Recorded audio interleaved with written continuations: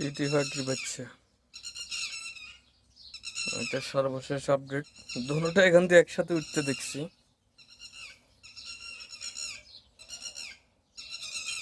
কিন্তু একটা দেখা গেছে আর একটা কোথায় জানি লুকিয়ে গেছে ঘাসের ভিতরে, আর খুঁজে পাই না। আমি এই পাখির বাচ্চার কারণে ঘাস পর্যন্ত কাটা বন্ধ করে দিয়েছি।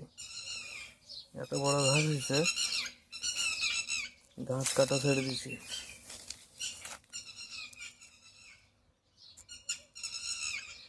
এগুলো অনেক বড় হয়েছে মাশাআল্লাহ। এগুলো কোথাও বসলে আর দেখা যায় না, এই জন্য মুসিবত।